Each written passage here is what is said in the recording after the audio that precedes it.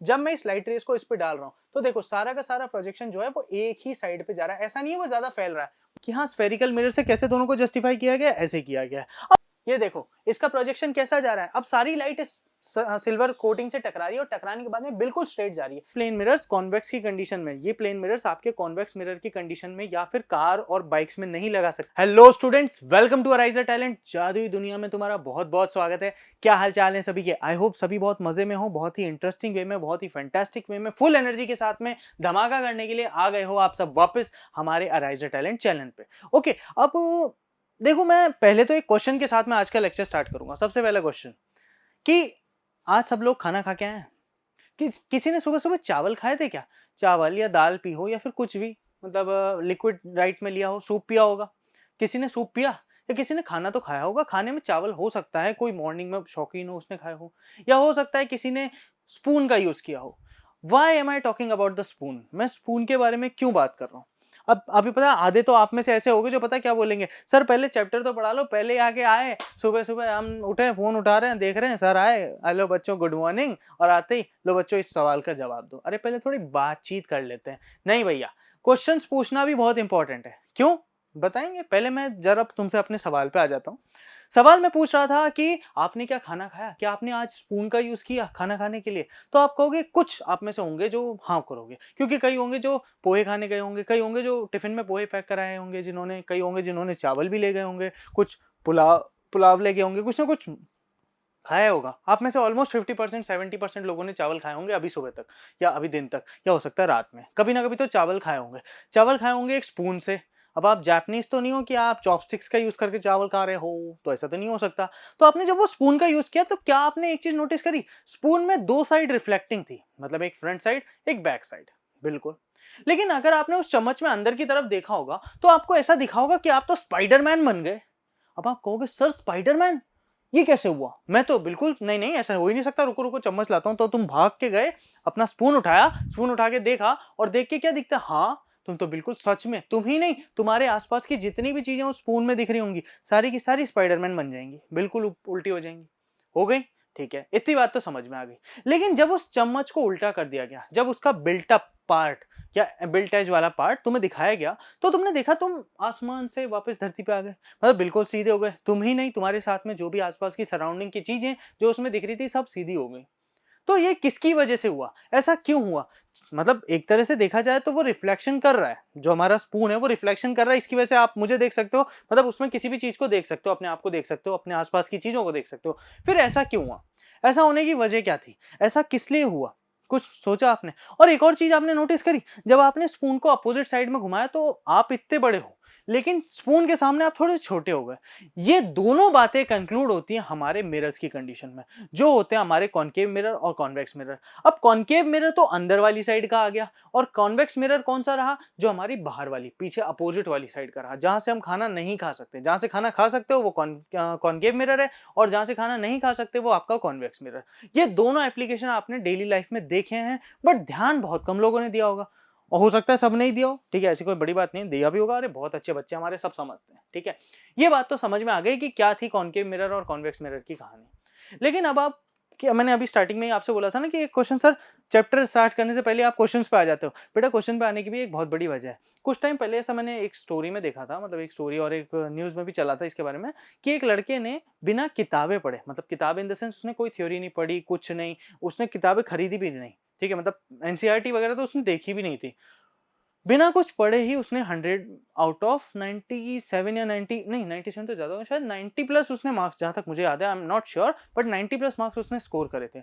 इसका राज खुला था पता है कैसे? जब वो एक कोचिंग, एक नॉर्मल कोचिंग उसने ज्वाइन करी, तो वहां कोचिंग इंस्टीट्यूट वाले सर ने कोई उसको पढ़ाना स्टार्ट किया, तो उसके पास कोई बुक नहीं थी, बट स्टिल उसने सब क्वेश्चंस के आंसर दिए। जहां बच्चों के पास में रेफरेंस है, एनसीईआरटी है, कुछ और भी बुक्स हैं, काफी सारी बुक्स थी, फिर भी उसने बड़ा प्रॉपर आंसर दिया। तो उससे जो ट्यूशन टीचर थे उन्होंने सवाल पूछा कि बेटा तुमने ऐसा कैसे कर लिया, क्या रीजन रहा, तुम्हें कैसे पता, कहीं से पढ़ रहे हो, ऑनलाइन तो नहीं पढ़ रहे, कुछ होता विशाल सर की क्लासेस ले रहे हो, ऐसे पूछ लिया उनसे। ठीक है, तो जब उनसे ऐसी बात करी गई तो उनसे ऐसी बात करके बोला गया कि उसने पता क्लियर क्या बोला, सर मैंने तो कभी चैप्टर नहीं पढ़ा आज तक, लेकिन मैंने क्वेश्चन सबके सॉल्व करे। अब ये बात उस टाइम पे टीचर थोड़ा सा हक्का बक्का रह गया, मतलब एकदम शॉकिंग टाइप में आ गया कि ऐसा कैसे बोल गया, मतलब कि सिर्फ किताबें पढ़ी ऐसा कैसे हो सकता है? तो किताबें पढ़ने का मेन रीजन पता है क्या रहा? जब उसने सॉरी किताबें में क्वेश्चंस ही करे, क्वेश्चंस करने का मेन रीजन आपको पता है जितने क्वेश्चंस होते हैं ना, सब क्वेश्चंस आते तो चैप्टर में से ही हैं। अब आप पूरी थ्योरी को पढ़ रहे हो, थ्योरी में से ही निकाल के इंपॉर्टेंट क्वेश्चंस दिए जाते हैं।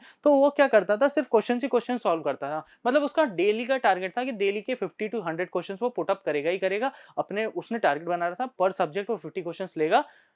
साइंस के इतने, मैथ्स के इतने, वो एसएसटी के इतने, हिंदी के इतने, तो ऐसे ऐसे करते हुए वो सिर्फ क्वेश्चंस के बेसिस पे टॉप कर गया। तो गलत नहीं है, मतलब तरीके हजार पढ़ने के लिए, बस जो ना पढ़े वो लाचार। ठीक है, ये बात समझ में आई? मतलब क्वेश्चंस इसलिए मैं पूछता हूं क्योंकि क्वेश्चन से ही तो हमारा ब्रेन एक्टिव होता है। अगर मैं बोलूं कि हाँ मुझे एक बात बताओ, Newton first law of motion क्या है, तो आप लोग सोच में पड़ जाओ, क्योंकि सर ने थ्योरी पूछ ली है। सर को प्रॉपर डेफिनेशन देनी पड़ेगी, सर को प्रॉपर एक्सप्लेनेशन देना पड़ेगा, सर को शायद हो सकता है कोई एग्जांपल भी देना पड़ेगा। ठीक है, तो तुम्हारे मन में ये सारी चीजें आ जाएंगी। लेकिन मैं अगर इतना सा कहूं कि भैया मुझे एक बात बताओ कि एप्पल गिरता है जमीन पे, न्यूटन के सर पे गिरा तो क्या हुआ था, न्यूटन ने किसकी डिस्कवरी करी थी? वो एक क्वेश्चन है, तो आपको पता चल गया ग्रेविटेशन। और ग्रेविटेशन से ही आप चार बातें और बोल दोगे, उसकी डेफिनेशन, ग्रेविटेशन का फॉर्मूला, ग्रेविटेशनल कांस्टेंट, बहुत सारी चीजें आप निकाल के दे दोगे। इजी सी बात है। फोर्स में भी आप सेम सिमिलर चीजें कर सकते हो। तो यहाँ तो आपको ये सारी बातें समझ में आ जाती हैं। ठीक है, इसलिए क्वेश्चन पूछना बहुत इंपॉर्टेंट है। आप भी अपने टीचर से पूछो और अपने दोस्तों से भी क्वेश्चन करते रहा करो। दोस्तों से नहीं, फालतू के सवाल पूछते रहते हो तो दोस्त भी बता देते हैं आपको, है ना।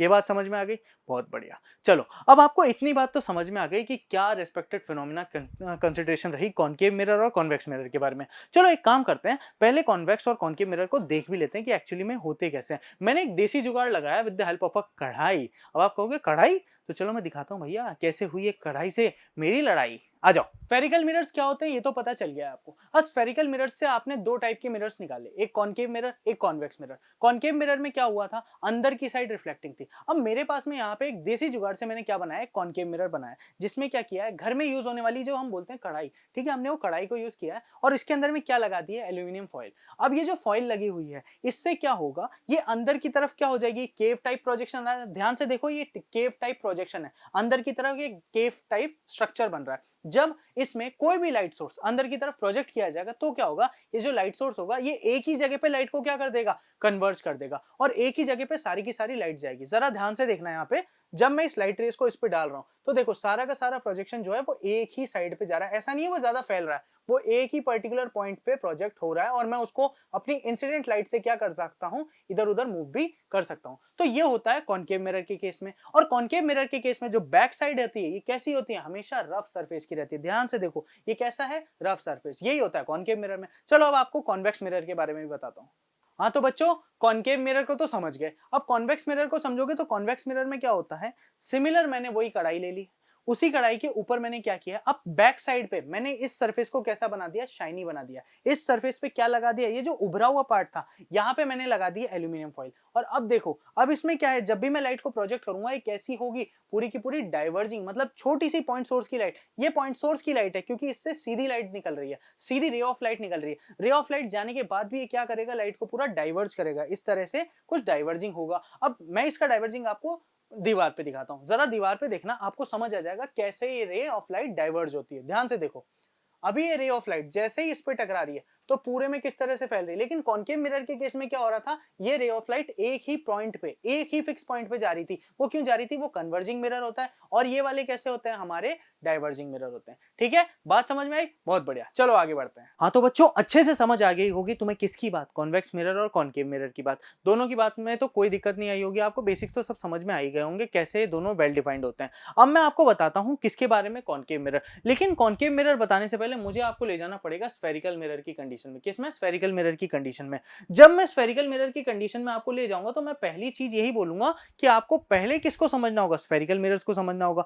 अब जब आपको पहले स्फेरिकल मिरर्स को समझना होगा तभी तो आप कॉनकेव और कॉन्वेक्स बनाओगे। अब आप कहोगे सर स्फेरिकल मिरर से कॉनकेव और कॉन्वेक्स का क्या रिलेशन है, तो पता है मैं क्या बोलूंगा, बेटा स्फेरिकल मिरर ने ही इनको दिया था। कैसे दिया था वो समझना इंपॉर्टेंट है। तो वो समझने के लिए सबसे पहले तो क्या करते हैं, हम यहाँ पे एक आपको बेसिक बताएंगे जिसमें मैं आपको क्लियर पूरी चीजें बताऊंगा कि कैसे एक स्फेरिकल मिरर ने क्या किया। स्फेरिकल मिरर ने हमारे यहाँ पे कॉन्वेक्स और कॉनकेव मिरर बनाने का काम किया। ठीक है, सबसे पहले एक स्फीयर लिया गया, स्फीयर इन द सेंस, ये देखो वाओ इतना अच्छा बन जाता है, कभी कभी बनता है बाकी हर बार नहीं बनता।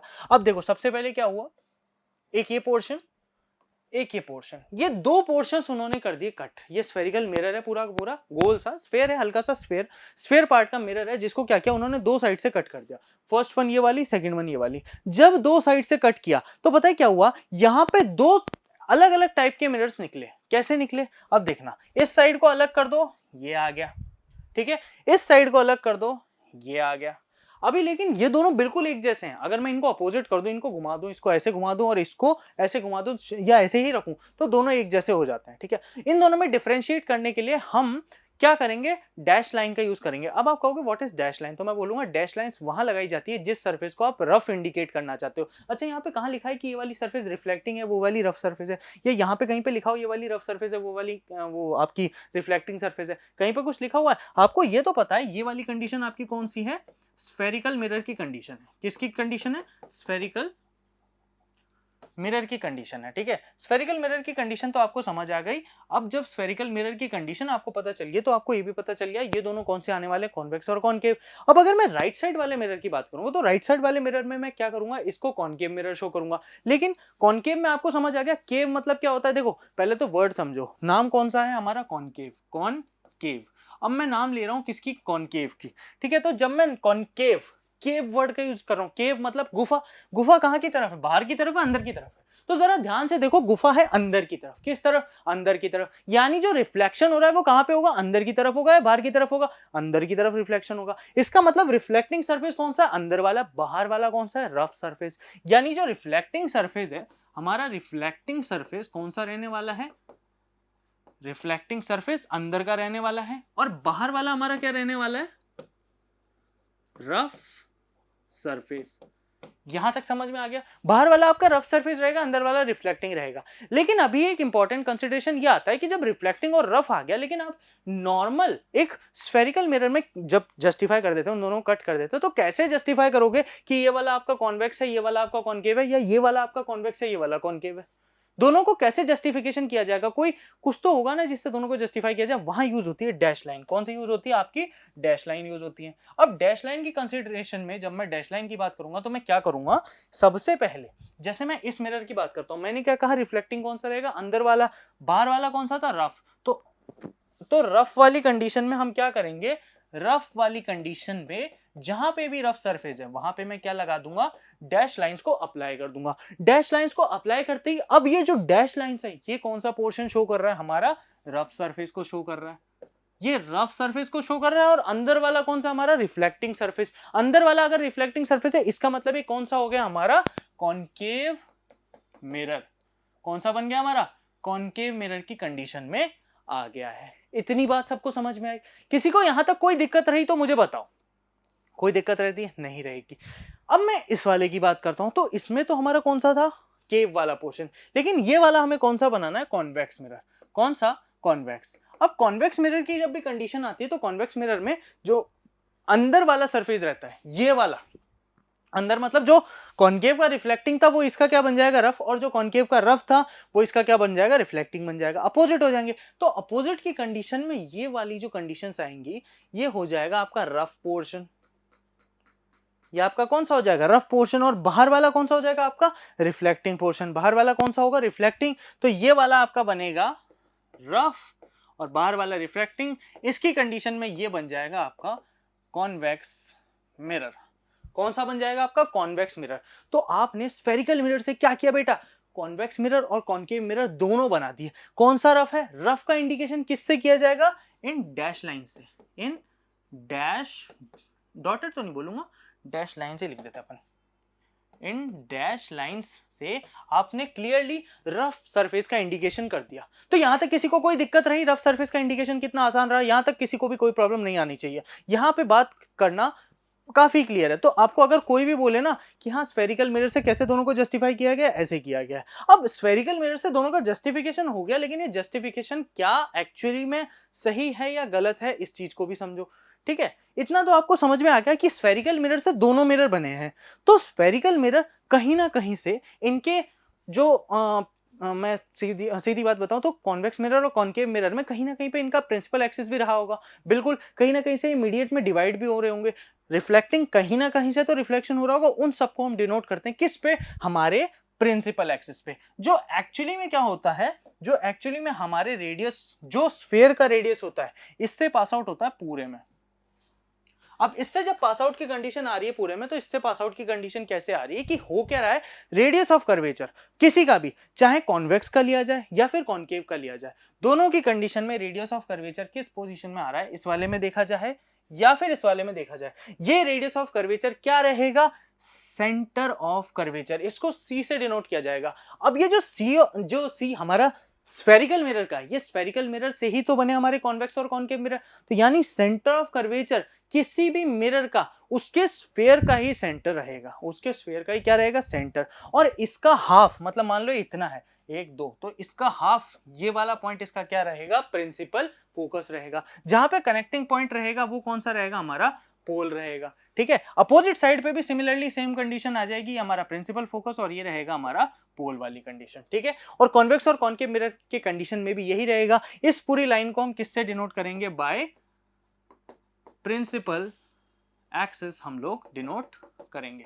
ये बात आपको समझ में आ गई, कैसे centre of curvature, focal point, या फिर आप बोल सकते हो इसको प्रिंसिपल फोकस और हमारा पोल डिफाइन हुआ है। ये बात समझ में आई, बहुत बढ़िया। यहां से आपको कॉन्वेक्स और कॉन्केव मिरर समझ आ गए होंगे। ठीक है, अब बच्चों स्फेरिकल मिरर की कंडीशन तो आपको आ गई अच्छे से समझ में। स्फेरिकल मिरर में तो किसी को कोई दिक्कत नहीं आनी चाहिए। कैसे कॉन्वेक्स और कॉन्केव मिरर बने, दोनों के बारे में आपको बात पता चल गई होगी। ठीक है, नो डाउट, नो टेंशन, सब कुछ आपको समझ में आ गया होगा। लेकिन अब बात आती है किस पे, हमारे सबसे पहले मिरर जो है हमारा कॉन्केव मिरर। कौन सा वाला, हमारा कॉन्केव मिरर। अब जब मैं कॉन्केव मिरर की कंडीशन में बोलूंगा तो मैं आपको बस एक चीज दिखाना चाहता हूं कि क्या ये, अरे ये तो ब्लैक आ गया, रुको इसका कलर अच्छा कर लेते हैं, सुंदर सा सुशील सा कलर। ये देखो, क्या ये एक स्फेरिकल मिरर का पार्ट नहीं है, बताओ मुझे, नहीं है क्या एक स्फेरिकल मिरर का पार्ट? बिल्कुल है ये स्फेरिकल मिरर का पार्ट। अब जब ये स्फेरिकल मिरर का पार्ट है तो स्फेरिकल मिरर में क्या होगा, एक सेंटर होगा जिसको हम बुलाएंगे सेंटर ऑफ कर्वेचर। ये रहा उसका सेंटर ऑफ कर्वेचर। इससे और पोल के बीच में जो फिक्स, जो मिड पॉइंट रहेगा वो हमारा कौन सा रहेगा, प्रिंसिपल फोकस। पोल से लेकर फोकस तक के बीच की डिस्टेंस क्या रहेगी, हमारी फोकल लेंथ रहेगी। लाइट कहां पे आएगी, हमारी जो लाइट आएगी, जो इंसिडेंट लाइट आएगी, वो किस जगह पे आएगी, वो यहां से आएगी, किस पे टकराएगी, हमारे कॉन्केव मिरर पे टकराएगी।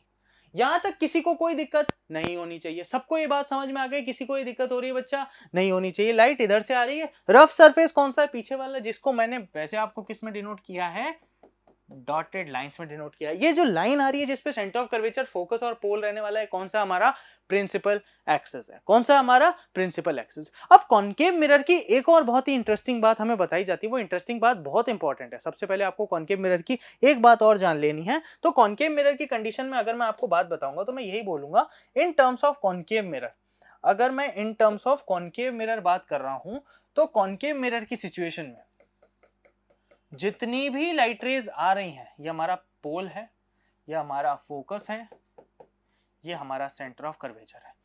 जितनी भी लाइट रेस कॉन्केव मिरर पे अंदर की साइड पे टकराएंगी, वो लाइट रेस क्लियरली कहां से पास हो जाएंगी, वो लाइट रेस आएंगी, पैरेलल टकराएंगी, पैरेलल टकराएंगी, पैरेलल टकराएंगी, आने के बाद में अंदर की तरफ, कहां पे, अंदर की तरफ चली जाएंगी, अंदर की तरफ बेंड हो जाएंगी। और वो अंदर की तरफ भी किस पे बेंड होंगी, हमारे फोकस पे, जो अभी हम रूल्स में समझेंगे, जब आगे हमारे पास में कॉन्केव मिरर के रूल्स आएंगे वहां पे हमें इनकी बात समझ में आएगी। और जब हमें इनकी बात में समझ में आएगी तब हम कहेंगे कि ये अंदर की तरफ क्या हो रहे हैं, कन्वर्ज हो रहे हैं। क्या हो रहे हैं, कन्वर्ज। ये क्या कन्वर्ज हो रही है, कौन कन्वर्ज हो रहा है, लाइट रेज। लाइट रेज क्या हो रही है, अंदर की तरफ कन्वर्ज हो रही है, किसकी कंडीशन में, हमारे कॉन्केव मिरर की कंडीशन में। और इसी वजह से मैं इसको क्या बुलाऊंगा, कन्वर्जिंग मिरर बुलाऊंगा। क्या बुलाऊंगा, कन्वर्जिंग मिरर बुलाऊंगा। इतनी बात तो सबको समझ में आ गई होगी कि क्यों कॉन्केव मिरर को कन्वर्जिंग मिरर के नाम से बुलाया जाता है। यहां तक तो किसी को कोई दिक्कत नहीं होनी चाहिए। ठीक है, अब कॉन्केव मिरर की ये सिचुएशन तो आप अच्छे से समझ गए, यहां पे तो किसी को भी कोई प्रॉब्लम नहीं आनी चाहिए। ठीक है, कॉन्केव मिरर की बात में आपने ये चीजें समझी कि कैसे कॉन्केव मिरर में फोकल लेंथ और ये सब डिसाइड होता है। ठीक है, अब कॉन्केव मिरर किस टाइप की इमेजेस बनाते हैं, ये भी एक इंपॉर्टेंट फिनोमेना है। तो कॉन्केव मिरर जो हमारे बनाते हैं वो बनाते हैं रियल और वर्चुअल इमेज। कैसी, रियल एंड वर्चुअल, या फिर हमारी कौन सी इमेजेस बनने वाली है, कॉन्केव मिरर हमारे बनाने वाले रियल एंड इन्वर्टेड की फॉर्म में। ठीक है, यहाँ पे हमारा इन्वर्टेड आएगा, रियल एंड इन्वर्टेड इमेजेस। ठीक है, रियल एंड इन्वर्टेड इमेजेस। अब रियल और इन्वर्टेड की कंडीशन में, इन्वर्टेड मतलब जैसे अभी मैं दिख रहा हूं आपको, ठीक है, अभी मैं आपको दिखाई दे रहा हूं तो मेरे जैसे अभी आप मुझे कैसे देख सकते हो, बिल्कुल स्ट्रेट डायरेक्शन में। लेकिन इन्वर्टेड की कंडीशन में जब आप मुझे कहां पे रखोगे, कॉनकेव मिरर के सामने रखोगे, तो कॉनकेव मिरर की कंडीशन में मैं स्पाइडरमैन बन जाऊंगा और मैं बिल्कुल क्या हो जाऊंगा, उल्टा हो जाऊंगा, बिल्कुल ही उल्टा हो जाऊंगा। तो इस प्रॉपर पोजीशन में आप क्या बोलोगे कि हाँ, मैं रियलिटी में मेरी रियल इमेज बन रही है, प्लस मैं कैसा हूं, इन्वर्टेड। जब वर्चुअल की बात करेंगे तो वर्चुअल के साथ में कौन सा आ जाएगा, वर्चुअल एंड इरेक्ट हमारे पास में आ जाएगा। ठीक है, ये आपको बात समझ में आ गई, बहुत बढ़िया। अब जब भी कोई इमेज फोकस के बाद में सिर्फ यहां पे एक ही ऐसी पोजीशन होगी, कौन सी, सिर्फ एक ही ऐसी पोजीशन होगी जब फोकस के बाद में जब भी मुझे रखा जाएगा, हम बताएंगे जिसमें इमेजेस फॉर्मेशन आएगी ना, वहां पे सिर्फ एक पॉइंट होता है। कॉनकेव मिरर की कंडीशन में हमेशा रियल एंड इन्वर्टेड बनती है, बस एक ही पॉइंट ऐसा रहता है जहां पे मेरी बिल्कुल क्या बनेगी, वर्चुअल इमेज बनेगी जब मुझे फोकस के आगे रखा जाएगा। ठीक है, ये बात आपको समझ में आ गई। और कॉनकेव मिरर के जो बेसिक यूजेस की बात करूं तो कॉनकेव मिरर आपके टॉर्चेस में यूज होते हैं, इनके एप्लीकेशंस हम देखेंगे। प्लस कॉनकेव मिरर बेसिकली आपके टॉर्चेस में, टेलीस्कोप में और जिसमें भी लाइट रेज को कन्वर्ट करने का काम किया जाएगा वो किस में आएगा, कॉनकेव मिरर की कंडीशन में आएगा। ठीक है, तो चलो पहले कॉनकेव मिरर एक्चुअली में एक बार देख लिया जाए कि कॉनकेव मिरर कैसा होता है और कॉनकेव मिरर में लाइट रेज कैसे एक ही पॉइंट पे क्या होती है, कन्वर्ज होती है। आ जाओ देखते हैं। बच्चों, अब आपने देख लिया है कॉनकेव मिरर और कॉन्वेक्स मिरर को, जो हमने एक देसी जुगाड़ से बताया था। लेकिन अभी मैं आपके लिए क्या लेके गया हूं, एक बाहुबली अस्त्र। अब ये बाहुबली अस्त्र नहीं है, ये एक्चुअली में क्या है, ये एक कॉनकेव मिरर का ही प्रोजेक्शन शो करने वाली लाइट है। इसको हम एज अ लाइट यूज करते हैं, मतलब जब हम स्टूडियो में लाइट, जब फोटोग्राफी करवाने जाते हो ना, फोटोग्राफी के टाइम पे देखा होगा बड़ी बड़ी दो लाइट्स लगी होती हैं, ये भी किससे बने होते हैं, कॉनकेव मिरर से बने होते हैं। अब देखो इसके अंदर भी वही प्रोजेक्शन है, अंदर की तरफ में एल्यूमिनियम फॉइल लगी हुई है, एक सिल्वर कोटिंग करी गई है, और जब मैं लाइट का प्रोजेक्शन करूंगा तो लाइट कैसी हो जाएगी, कन्वर्ज हो जाएगी आपके पॉइंट तक। कैसे होगी, जरा ध्यान से देखना।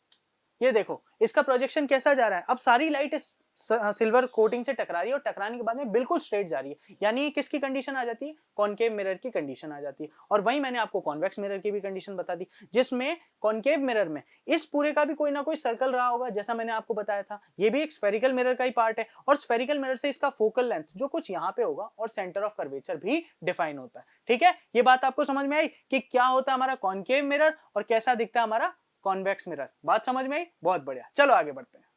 हाँ तो बच्चा, कॉनकेव मिरर तो समझ गए, कॉनकेव मिरर आया समझ में, कैसे लाइट रेज एक ही पॉइंट पर कन्वर्ज हुई, बिल्कुल वो बात समझ में आ गई होगी। अब बात आती है किसकी, हमारे कॉन्वेक्स मिरर की, जो किससे बना हुआ है, स्फेरिकल मिरर से, जैसा हमने अभी पहले हमारे स्फेरिकल मिरर की कंडीशन में देखा था। ठीक है, वो बात आपको याद है कैसे कॉन्वेक्स मिरर बना था। अब कॉन्वेक्स मिरर बना था वो तो सबको पता है, कॉन्वेक्स मिरर में कौन सा रिफ्लेक्टिंग सरफेस रहता है, इधर वाला, ये ब्लू साइड वाला, या फिर ये आपका इस साइड वाला जो हल्का हल्का ब्लैक फिल्म में आपको दिख रहा है, कौन सा वाला। तो आप बोलोगे सर अपोजिट साइड वाला, मतलब जो कॉनकेव का रिफ्लेक्टिंग था वो यहां पे कॉन्वेक्स का रफ हो जाएगा, और जो कॉनकेव का रफ था वो यहां कॉन्वेक्स की कंडीशन में रिफ्लेक्टिंग हो जाएगा। दोनों वाइस वर्सा रहता है, दोनों अपोजिट रहते हैं। दोनों की कंडीशन में बस एक बहुत कॉमन सा डिफरेंशिएशन आप बोल सकते हैं कि कॉमन डिफरेंशिएशन ये आएगा कि हाँ, उसका रफ अलग होता है, इसका रफ सरफेस अलग होता है, इसका रिफ्लेक्टिंग अलग होता है, उसका रिफ्लेक्टिंग भी अलग होता है। लेकिन क्या सिर्फ इनके रफ और रिफ्लेक्टिंग चेंज है, या इमेजेस में भी कोई चेंज है? इमेजेस में बहुत बड़ा चेंज आता है। क्या चेंज आता है कि जितनी भी इमेजेस किसी भी कॉनकेव मिरर से, सॉरी कॉन्वेक्स मिरर से बनने वाली हैं, वो कैसी बनेंगी, आपकी वर्चुअल एंड इरेक्ट बनेंगी। मतलब हमेशा जो मैं सीधा खड़ा हूं, मैं आपके सामने सीधा ही बनूंगा, मतलब ये रहा विशाल और ये रहा विशाल, दोनों कंडीशन में आपके सामने मैं ही आऊंगा। स्पाइडरमैन विशाल नहीं आएगा, सिर्फ नॉर्मल विशाल आएगा, दोनों में कोई भी चेंजेस नहीं आने वाले। बात समझ में, दोनों क्या रहने वाले हैं, एक ही पॉइंट पे सेम रहने वाले, दोनों के दोनों एक ही पॉइंट पे। ये ऐसा है तो ये भी ऐसा ही आएगा, ऐसा नहीं होगा कि ये ऐसा है और ये उल्टा हो जाए। अभी मैं उल्टा होकर कैसे दिखाऊं यार, मैं नहीं हूं स्पाइडरमैन, नहीं है मुझ में शक्तियां, नहीं काटा मुझे मकड़ी ने, बात समझा करो। ठीक है, तो ये बात हो गई, ये किस में आता है, हमारा कॉन्वेक्स मिरर की कंडीशन में। चलो एक बार हम कॉन्वेक्स मिरर की कंडीशन में देखते हैं कि कैसे इसमें भी स्फेरिकल मिरर्स का जो भी कॉन्सेप्ट लग रहा था वो आया, और कैसे इसमें principal focus centre of curvature defined होते हैं। ठीक है, सबसे पहले हम आएंगे एक कॉन्वेक्स मिरर में। अब कॉन्वेक्स मिरर कैसे, इसको जज कैसे करेंगे, जज करने के लिए हमें रफ सरफेस शो करना पड़ेगा। जो हमारा कॉनकेव का रिफ्लेक्टिंग था वो इसमें क्या आ जाएगा, रफ सरफेस आ जाएगा। ठीक है, ये हमारा हो गया रफ सरफेस। अब रफ सरफेस की कंडीशन में ये हमारा पोल, यहाँ पे आ रहा है हमारा प्रिंसिपल फोकस, यहाँ पे आ रहा है हमारा सेंटर ऑफ कर्वेचर, ये तीनों पॉइंट्स आपके सामने हैं। ठीक है, अब जब लाइट रेज आ रही थी, लाइट रेज कहां से आती है, इस पॉइंट से आती है और शू करके निकलती नहीं है, मतलब ऐसे टकराती है। मिरर है, मिरर ना होता तो निकल जाती, लेकिन निकलने की कंडीशन ही नहीं आई है। वो क्या हुआ, यहाँ आई संग टक टकरा के फटाक करके भाग गई। अब भागी मतलब यहां से आई, कॉनकेव की कंडीशन में क्या था, अंदर की तरफ बेंड हो गई थी। यहां कॉन्वेक्स की कंडीशन में, किस में, कॉन्वेक्स मिरर की कंडीशन में जो लाइट रेज हैं, ये लाइट रेज क्या हुई, डाइवर्ज हो गई। और डाइवर्जिंग कंडीशन में ही इनको अब क्या बुलाने लगे हम, डाइवर्जिंग मिरर्स बुलाने लगे। क्या बुलाने लगे, डाइवर्जिंग मिरर बुलाने लगे। मतलब लाइट रे आई, टकराई, टकरा के डाइवर्ज हो गई। क्या हो गई, डाइवर्ज। सॉरी, ये वाला एरो अपोजिट लगेगा। एरो का बहुत ध्यान रखना, लाइट रेज किस डायरेक्शन में जा रहे हैं वो आपको बताना पड़ेगा, नहीं तो गड़बड़ हो जाएगी। ठीक है, बिल्कुल क्या हुई, डाइवर्ज हो गई, डाइवर्जिंग की कंडीशन आ गई। ठीक है, यहां पे आई तो क्या बाकी रेज में नहीं आएंगी, बिल्कुल बाकी रेज में भी आएंगी। ये आई, टकराई, टकरा के वापस इधर से इस तरह से, ये आई, टकराई, टकराने के बाद में वापस, ये आई, टकराई, टकराने के बाद में वापस। समझ आ गया कि आपको कॉन्वेक्स मिरर की कंडीशन में लाइट रेज कैसे वेल डिफाइंड होती हैं, ये तो आपको समझ में आ गया। अब आप कहोगे सर वो सब तो ठीक है, लेकिन आपने कहा था पैरेलल लाइट रेज जो आपने कॉन्केव की कंडीशन में दिखाया था, वहां पे वो एक प्रिंसिपल फोकस से पास हो रही थी, तो क्या इसमें नहीं हो रही, इसकी कंडीशन में कुछ नहीं आ रहा, यहाँ तो focus of centre of curvature यहाँ आ रहा है। तो मैं कहता हूँ बेटा focus of centre of curvature तो स्फेयर की साइड भी आता है ना। स्फेयर कहां पे बनेगा, इसका एक्चुअल स्फेयर तो यही रहेगा ना। मतलब इसका फोकस, इसका जो हमारा फोकस रहेगा,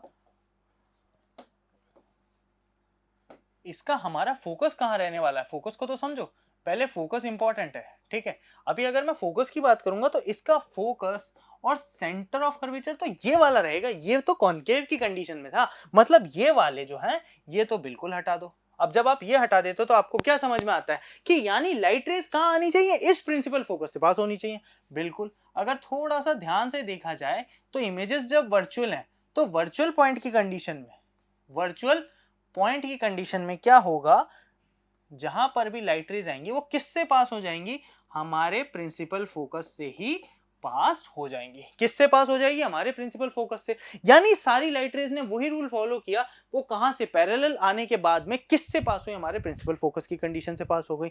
बात समझ में आई। ये रहा मेन कॉन्सेप्ट आपका, किसका, कॉन्वेक्स मिरर का, कि कॉन्वेक्स मिरर में लाइट रेज कैसी आती हैं और डाइवर्ज हो जाती हैं, और डाइवर्ज होने के बाद में लेकिन फिर भी वर्चुअल पोजीशन में उनका जो प्रिंसिपल फोकस रहता है वो एक ही पॉइंट पे रहता है। इतनी बात आपको समझ में आई, इसमें तो किसी को भी कोई दिक्कत नहीं होनी चाहिए। ठीक है, चलो बहुत बढ़िया, आगे बढ़ते हैं। अब आगे की कंडीशन में आपको यह देखने को मिलेगा कि कॉन्वेक्स मिरर का इतना तो आप समझ गए, जो अपोजिट साइड रहता है, जो हमारा कॉन्केव का रिफ्लेक्टिंग वो इसका रफ, उस वाली साइड पे यहां पे आपका क्या होगा, इमेज प्रोजेक्शन अपोजिट साइड में बनेगा। कॉन्केव में इमेज प्रोजेक्शन जस्ट सामने बन रहा था, मतलब मिरर के फ्रंट में। कॉन्वेक्स में इमेज प्रोजेक्शन कहां बनेगा, मिरर के बैक में। मतलब ये मिरर है, ये मिरर है, इसके यहां तो कॉन्केव में बन रहा था, कॉन्वेक्स में क्या हो जाएगा, इधर ही रहना, यहां बन जाएगा, मतलब अपोजिट साइड में बनेगा। यानी कौन सा बनेगा, वर्चुअल एंड इरेक्ट बनेगा। ठीक है, सबसे इंपॉर्टेंट कंसीडरेशन तो ये आता है। साथ में कॉन्वेक्स मिरर हमेशा कैसी इमेजेस बनाएंगे, वर्चुअल, अपराइट और diminish. Diminish in the sense वो काफी ज्यादा छोटी इमेजेस बनाएंगे। आपको पता है आपकी गाड़ियों में भी यही यूज होता है, कॉन्वेक्स मिरर, तभी आपको पीछे की बहुत बड़ी इमेज भी एक छोटे से मिरर में क्लियरली विजिबल हो जाती है। ठीक है, ये बात आपको समझ में आ गई होगी। कॉन्वेक्स मिरर बेसिकली कहां यूज किए जाते हैं, आपके रियर व्यू मिरर्स में, बाइसिकल्स, कार्स, ट्रक्स, सब में कॉन्वेक्स मिरर यूज किए जाते हैं। प्लेन मिरर्स का यूज नहीं होता। अभी आप बोलो तो मैं बताऊं आपको, एक मिनट रुकना। ये वाले प्लेन मिरर्स होते हैं, ये प्लेन मिरर्स कॉन्वेक्स की कंडीशन में, ये प्लेन मिरर्स आपके कॉन्वेक्स मिरर की कंडीशन में या फिर कार और बाइक्स में नहीं लगा सकते। देखो अभी इस प्लेन मिरर में जितना बड़ा सामने ऑब्जेक्ट है उतना ही बड़ा ये इसमें भी शो होगा, उतनी ही सेम डिस्टेंस पे रहेगा, कोई भी चेंज नहीं रहेगा। लेकिन अगर मैं यहाँ की इसकी जगह पे क्या करता हूँ, आपके सामने कॉन्वेक्स मिरर ले आता हूँ, तो कॉन्वेक्स मिरर की कंडीशन में ये पूरा एरिया, ये अभी सिर्फ कैमरा दिख रहा है, अभी ये पूरा का पूरा बैक स्टूडियो आपको विजिबल हो जाएगा, पूरे पोर्शन को ही क्या करेगा, अपने अंदर कवर कर लेगा, क्योंकि ये ज्यादा लाइट रेस को एक छोटे से पॉइंट में लाने की कंडीशन रखता है। ठीक है, ये बात तो हो गई किसकी, हमारे कॉन्वेक्स मिरर की कंडीशन। ओके, तो बच्चों समझ आ गया ना क्या होता है आपका कॉन्वेक्स मिरर, कैसे कॉन्वेक्स मिरर से लाइट रेस डाइवर्ज होती है, ये तो आपको समझ में आ गया। अब दो इंपॉर्टेंट कंसिडरेशन, जिसमें पहला क्या आता है, देखो आपने अच्छे से समझ लिया है फोकल लेंथ को, कि फोकल लेंथ क्या होती है। फोकल लेंथ के बारे में आपको पता चल गया है किसी भी कॉन्केव मिरर की कंडीशन में फोकल लेंथ कैसे जस्टिफाई होती है। ठीक है, लाइट रेज जब पैरेलल आती हैं पैरेलल आने के बाद में जहां पे लाइट रेज पास होती है उस प्रिंसिपल पॉइंट को, उस पर्टिकुलर पॉइंट को क्या बुलाया जाता है? हमारा प्रिंसिपल फोकस। और उससे और हमारे पोल से जो डिस्टेंस रहती है वो हमारी फोकल लेंथ रहती है। ये बहुत ही इंपॉर्टेंट कंसिडरेशन रखेगी numerical terms of, numerical point of view से। सबसे पहले हम जब कॉनकेव मिरर की बात कर रहे हैं तो क्या बना लेंगे यहाँ पे? Concave mirror. ये हमारा पोल, ये हमारा फोकस और ये हमारा सेंटर ऑफ कर्वेचर। ठीक है, अब मैं बोलूंगा लाइट रेज आ रही है पैरेलल। पैरेलल आ रही है मतलब लाइट रेज यूं आई, टकराई और टकरा के कहां से पास होगी? हमारे फोकस से पास हो जाएंगी। किससे पास हो जाएंगी? फोकस, जो हमारा प्रिंसिपल फोकस रह रहा है। Same in the condition this, इससे भी, इससे भी, इससे भी, इससे भी, same under this condition, same under this condition. सब में ही यही रहने वाला है। ठीक है, सब में यही हो रहा है, सब में ही यही हो रहा है। अब आपको समझ में आ गया कि भैया क्या प्रॉब्लम आ रही है। ये एक ही पॉइंट से पास हो रहा है, तो इस पॉइंट को जब हम बुलाएंगे तो ये पर्टिकुलर पॉइंट हमारा कौन सा रहेगा? Principal focus. Now focal length की अगर मैं बात करूं तो प्रिंसिपल फोकस से लेकर जो हमारा पोल है इसके बीच की डिस्टेंस जो रहती है, ये पर्टिकुलर सॉर्ट ऑफ डिस्टेंस, ये वाली जो मैं येलो से मार्क कर रहा हूं, इसमें येलो आ जाएगा, ये रहा येलो। ये पर्टिकुलर जो डिस्टेंस है, ये पर्टिकुलर डिस्टेंस आपकी क्या है? आपकी फोकल लेंथ है। ठीक है, ये पर्टिकुलर डिस्टेंस दिख रही होगी, ये आपकी फोकल लेंथ कंसीडर होती है between the principal focus and pole. ये सेम रहती है in the condition of concave mirror. और अगर मैं इसको इन कंडीशन ऑफ कॉन्वेक्स भी दिखाऊं तो कॉन्वेक्स मिरर की कंडीशन में क्या होगा? सिमिलरली कॉन्वेक्स मिरर की कंडीशन में आपको क्या देखने को मिलेगा? एक आप पहले कॉन्वेक्स मिरर बना लो। कॉन्वेक्स मिरर की कंडीशन में आप प्रिंसिपल एक्सिस ले लो, वहां पे आप इसमें आपका रफ सरफेस शो कर दो और आपको पता है क्या होगा। अब रफ सरफेस की कंडीशन में प्रिंसिपल फोकस कहां आ जाएगा? यहाँ पे आ जाएगा। सेंटर ऑफ कर्वेचर कहां पे आ जाएगा? यहाँ पे आ जाएगा। लाइट रेज आएंगी एग्जैक्टली यूं टकराई। ये लाइट रेज को मैं एक काम करता हूँ, आपको व्हाइट कलर से दिखाता हूँ तो मे भी चांसेस अच्छा ही दिखे। लाइट रेज आई, टकराई, अरे व्हाइट नहीं हुआ, सफेदी के आगे उजाला, आ जाओ, अब आ गया होगा। लाइट रेज आई, टकराने के बाद में क्या हुआ? डाइवर्ज हो गई। डाइवर्ज की कंडीशन में लाइट रेज कहां से पास हुई? हमारे प्रिंसिपल फोकस से पास हुई। अगेन लाइट रे आई, डाइवर्ज हुई। डाइवर्ज की कंडीशन में कहां से पास हो गई? हमारे प्रिंसिपल फोकस से। लाइट रे अगेन आई, डाइवर्ज हो गई। डाइवर्ज की कंडीशन में कहां से पास हो गई? हमारे प्रिंसिपल फोकस से पास हो गई। अगेन सिमिलर कंडीशन में ये वाली कंडीशन जिसमें लाइट रे आई आने के बाद में डाइवर्जिंग हो गई। बिल्कुल डाइवर्जिंग वाली सिचुएशन हो गई। और डाइवर्जिंग वाली सिचुएशन में ये देखो, ये कहां से पास हो रही है? हमारे प्रिंसिपल फोकस से पास हो रही है। अब ये प्रिंसिपल फोकस और हमारे पोल के बीच की जो डिस्टेंस आएगी ये कौन सी रहेगी? हमारी फोकल लेंथ। सेम है, दोनों की कंडीशन में कोई भी चेंजेस नहीं आता। दोनों कंडीशंस में जो चीजें हैं वो बिल्कुल सिमिलर हैं, एग्जैक्ट हैं। दोनों में ही कोई भी पर्टिकुलर सॉर्ट ऑफ चेंज नहीं आने वाला है। मतलब अगर आप कॉन्वेक्स मिरर की बात करो या फिर आप कॉनकेव मिरर की बात करो, आप यही देखोगे दोनों की कंडीशन में पोल से लेकर जो हमारा प्रिंसिपल फोकस है इसके बीच की डिस्टेंस क्या रहती है? हमारी फोकल लेंथ रहती है। और हम किस तरह से लाइट रेज को देखते हैं वो इंपॉर्टेंट फिनोमिना रखता है कि आप कौन सा मिरर ले रहे हो। अगर आप कॉन्वेक्स ले रहे हो तो आपकी लाइट रेज रहेंगी डाइवर्जिंग। कौन सी रहेंगी? डाइवर्जिंग। और अगर आप ले रहे हो यहाँ पे कॉनकेव मिरर तो कॉनकेव मिरर की कंडीशन में लाइट रेज कैसी आएंगी? आपकी कन्वर्जिंग आएंगी। ठीक है, ये दोनों चीजें बहुत ही इंपॉर्टेंट फैक्टर में कंसिडरेशन में रहती हैं। बात समझ में आई कैसे प्रिंसिपल फोकस और फोकल लेंथ डिफाइन किया गया है? ये आपको यहाँ तक में बात समझ आ गई होगी। इसमें तो किसी को भी कोई दिक्कत नहीं आई होगी। ओके, इसमें तो मुझे नहीं लगता किसी को कोई प्रॉब्लम आएगी। अब हम आगे बात करेंगे किसके? साइन कन्वेंशन किसी भी स्फेरिकल मिरर। मैंने यहाँ वर्ड यूज किया है स्फेरिकल मिरर। यानी आप एक चीज समझ जाओ, ये मत सोचना कि सर आपने कॉन्वेक्स बनाया या कॉनकेव बनाया, आपने कुछ भी मिरर बनाओ। मैं बात कर रहा हूं बेटा स्फेरिकल मिरर की। किसकी? स्फेरिकल मिरर की। स्फेरिकल मिरर की मैंने अगर बात करी तो मैं यही बोलूंगा कि स्फेरिकल मिरर की कंडीशन में क्या रहेगा, चाहे कॉन्वेक्स हो कॉनकेव हो, दोनों में कॉन्वेक्स रह रहा हो या आपका कॉनकेव रह रहा हो, दोनों की कंडीशंस में ही साइन कन्वेंशन किस बेसिस पे? दोनों में सेम रहने वाला है। ठीक है, सबसे पहले यहाँ पे किस में बात करेंगे? हम बात करेंगे हमारे प्रिंसिपल एक्सिस की। प्रिंसिपल एक्सिस कौन सा रहता है? ये हमारा एक्स एक्सिस रहता है जो हमारे पोल से, जो हमारा पोल ओरिजिन रहता है हमारे मिरर का, उससे पास हो रहा है। ठीक है, पहला पॉइंट। सेकंड पॉइंट क्या करेंगे? जो हमारा ऑब्जेक्ट रहता है, देखो हमारा ऑब्जेक्ट इन टर्म्स किसी में भी रह सकता है। हमारा ऑब्जेक्ट दोनों कंडीशंस में, कॉनकेव मिरर हो कॉन्वेक्स मिरर हो, कहां पे होगा? लेफ्ट साइड पे ही होगा। कहां पे होगा? लेफ्ट साइड पे ही होगा। ठीक है, जो डिस्टेंस रहेगी, डिस्टेंस रहने वाली है प्रिंसिपल एक्सिस से, वो कहां से मेजर करी जाएगी? पोल से। ये बात आपको समझ आ गई? मतलब देखो ऐसा समझ लो कि अगर मैं बोलूंगा कि बेटा मुझे बताओ, इसको रेड कर देते हैं, कि अगर मैं बोलता हूं कि यहां तक की डिस्टेंस कितनी रहेगी, तो आप क्या बोलोगे सर यहां पोल से लेकर यहां तक की जो डिस्टेंस है वो इसकी डिस्टेंस है। मैं बोलूंगा यहां तक की बताओ, तो सर यहां से लेकर जो यहां तक की डिस्टेंस है ये आपकी कौन सी पोल वाली डिस्टेंस है, या आपकी एक्चुअल डिस्टेंस है किसकी, जो आपका ऑब्जेक्ट या इमेज बन रहा है उन दोनों की। ठीक है, डिस्टेंस की बात आपको समझ में आ गई, इसमें तो किसी को भी कोई दिक्कत नहीं आनी चाहिए, यहां तक तो किसी को भी कोई प्रॉब्लम नहीं होगी। लेकिन अब हम बात करते हैं बहुत इंपॉर्टेंट कंसिडरेशन की। ठीक है, जो डिस्टेंस कहां ली गई है, मिरर के बैक साइड पे ली गई है, कहां पे, मिरर के अपोजिट, मतलब इस साइड पे। ठीक है, ये आपका कौन सा पड़ेगा, ये आपका राइट साइड पड़ेगा, मेरा लेफ्ट है आपका राइट। ठीक है, जो आपके राइट साइड पे पड़ेगा ये कौन सा रहेगा, आपका पॉजिटिव डिस्टेंस रहेगा। जो आपके राइट साइड पे आएगा ये कौन सा रहेगा, आपका पॉजिटिव। जो आपके लेफ्ट साइड पे, जो मिरर के लेफ्ट साइड पे या आपके लेफ्ट साइड पे पड़ेगा ये रहेगा आपका नेगेटिव। कौन सा रहेगा, आपका नेगेटिव रहेगा। ठीक है, ये रहने वाला है आपका नेगेटिव। अगर मैं बात करूंगा जो ऑब्जेक्ट की हाइट है वो कैसी रहेगी आपकी पॉजिटिव, क्योंकि वो किस डायरेक्शन में जा रहा है, अपर डायरेक्शन में। ऑब्जेक्ट यूं खड़ा हुआ है अपवर्ड, ऊपर की तरफ। अगर ऑब्जेक्ट डाउन होता तो मतलब इन सेंस प्रिंसिपल एक्सिस से ऑब्जेक्ट नहीं, इमेज नीचे बनेगी, क्योंकि कॉन्केव के केसेस में क्या होता है, इमेज नीचे ही बनती है। तो नीचे वाली डिस्टेंस को हम कैसे मेजर करेंगे, नेगेटिव में मेजर करेंगे। जो डायरेक्शन रहेगी किसकी, हमारे इंसिडेंट लाइट की, वो इधर ही रहेगी। ठीक है, चाहे कॉन्वेक्स लो या कॉन्केव, दोनों में ही डायरेक्शन मिरर के, देखो ये मिरर है मान लो, इस पे इस साइड पर टकराएगी, और अगर मैं मिरर को यूं कर दूं तब भी इधर ही डायरेक्शन इंसिडेंट लाइट की तो यहीं पे रहेगी ना। जो लाइट रे आएगी वो तो मिरर की रिफ्लेक्टिंग हो या फिर रफ सरफेस, तो दोनों पे इधर ही टकराने वाली, तो दोनों में ही कोई भी चेंजेस नहीं आते। इसलिए साइन कन्वेंशन हमेशा किसका लिखा जाता है,